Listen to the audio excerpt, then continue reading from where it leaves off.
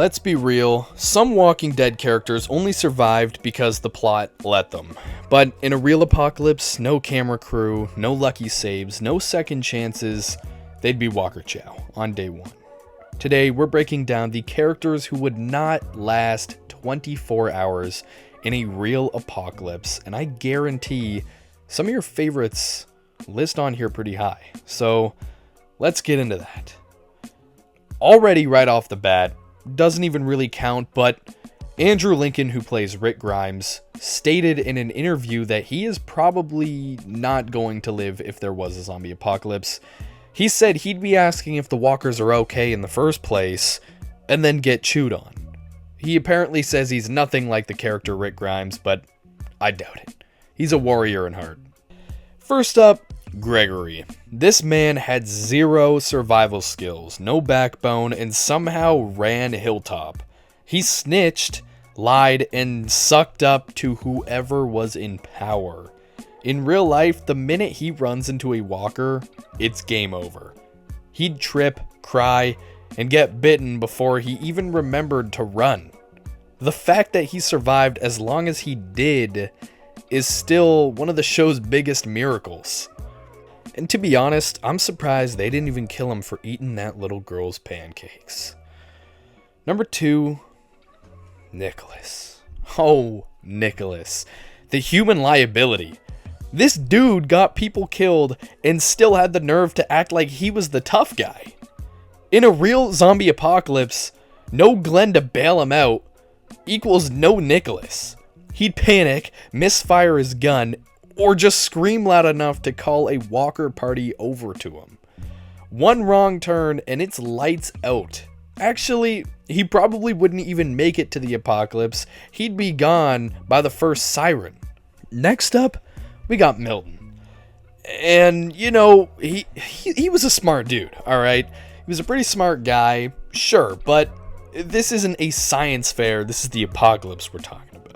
He couldn't fight, he couldn't run, and he got caught up in his lab experiments while people were dying around him. Useful brain? Yeah. Survival instincts? Nope. Unless, you know, he's locked in a lab bunker with 10-year food supplies, and if he's working on the zombie apocalypse, he's great if there's no zombies around him. But otherwise, he's just toast for the zombies. Number 4, Eugene.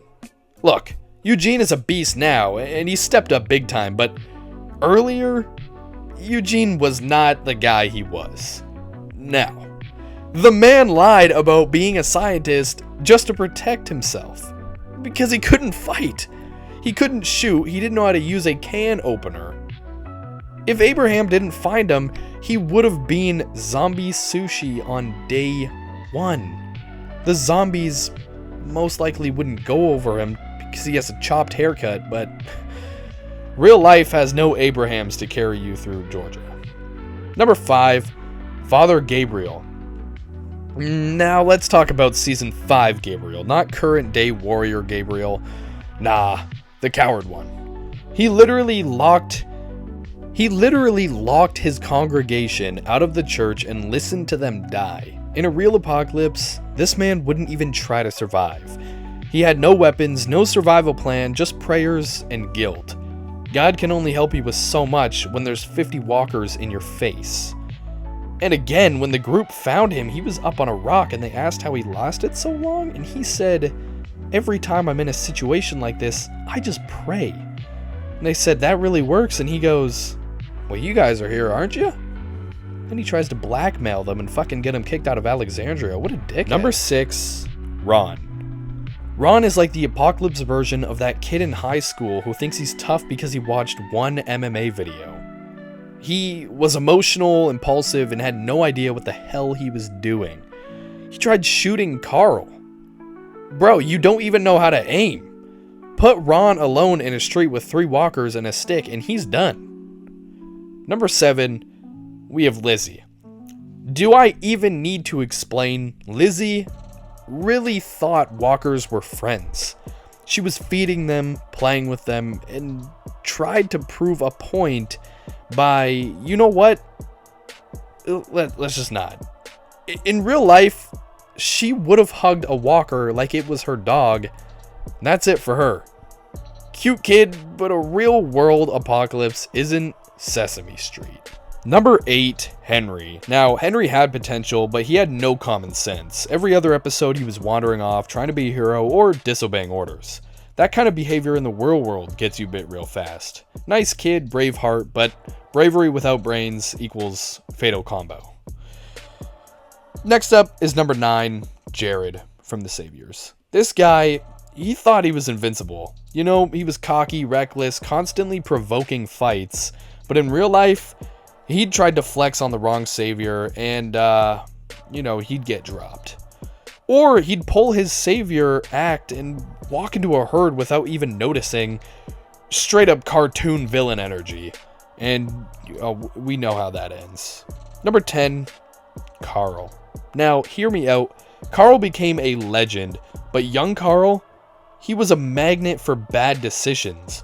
Wandering off, touching walkers, sneaking out of safety zones.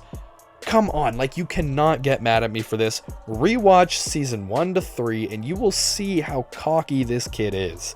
Of course, every kid is cocky when they're that age. But again, in a world where there's zombies that are walking around eating people, it's not the greatest to be. If this were the real world, Lori and Rick would have lost him at Walmart. It's only because the plot said main character is kid, he made it through season 2.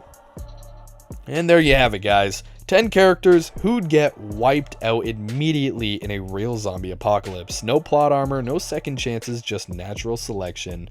But hey, who did I miss? Drop a comment below with a character you think wouldn't last a day. And if you enjoyed the roast, hit that button, sub for more Walking Dead content, and I'll see you in the next one. Goodbye.